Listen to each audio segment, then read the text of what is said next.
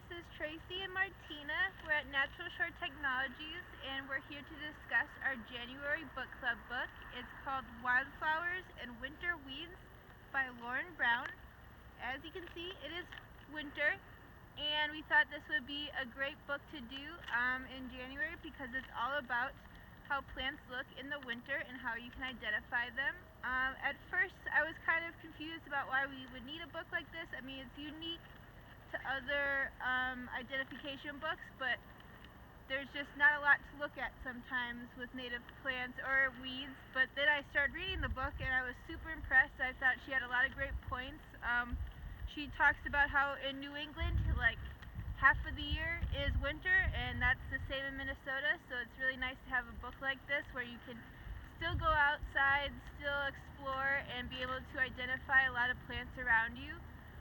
She also kind of talked about how there's some characteristics of different plants that you might not notice during the growing season that really sticks out in the winter after a plant has senesced, like maybe its square stem or just little details that you see once like the leaves fall off and the big showy flowers fall off. So I thought that was a really good point.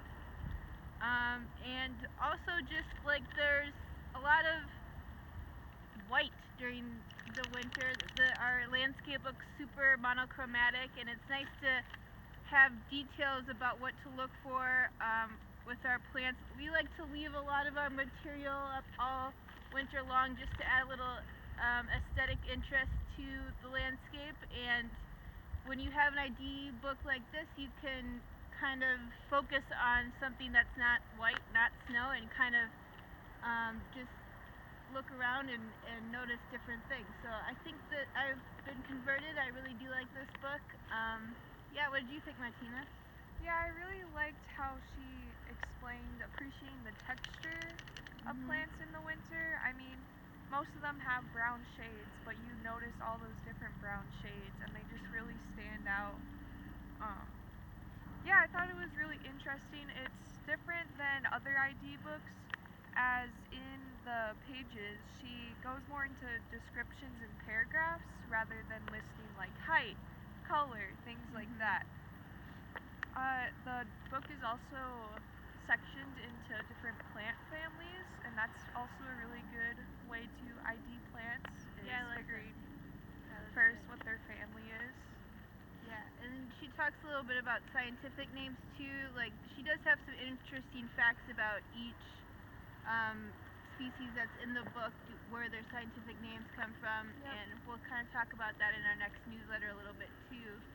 Another thing she was talking about, she has 6 different steps to how to identify things in the winter, and one of the first step I thought was interesting was to smell the plants. One of the keys in identifying plants during the growing season is how they look.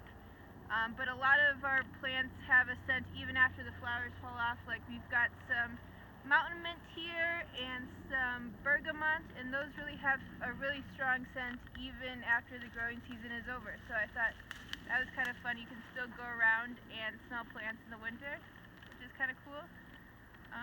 And there's just a lot of cool points that she has in the book about how to identify plants when it's not just the growing season, not just the showy flowers, and I thought that was kind of fun. Yeah, it's important. Yeah. Another thing I thought was cool is that she has a really good key in the book, and a lot of the ID books have keys like this, but I thought hers was really interesting and good, and yeah, it's really fun to go through. Yeah, especially helpful when the plants don't have big showy flowers. Yeah, so you choose between 2 options, and then you just keep following it and keep following it. And I've done a couple myself when I was reading it, and they're pretty accurate when you go through it. And it also makes you learn more about botanical language, like bracts, for example. You might have to look that up if you don't know what that is, but yeah, she has a good glossary of terms, botany terms in there too. So it's a very complete ID book, so that was nice. And so here we have a couple different plants that we found on the landscape. Some are native and some are non-native.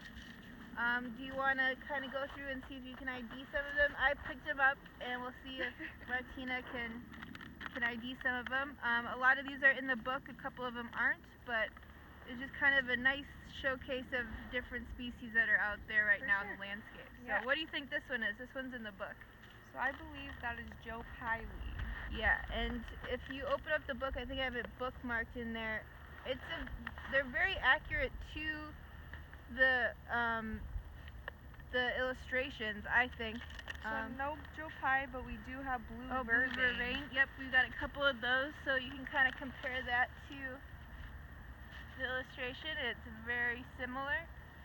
I think there's do you know what this one is? This one's Swamp milkweed. Yep. Oh, Martina will get all these, but yeah, that's in the book as well, and I think that one's very close and accurate to the illustration. How about some of these over here? What do we So think? this is our weedier section. So right here we have sweet clover. I'm not sure if it's yellow or white because you can really only tell when it's flowering. But we know that just because how its form is, how the seed like receptacle looks.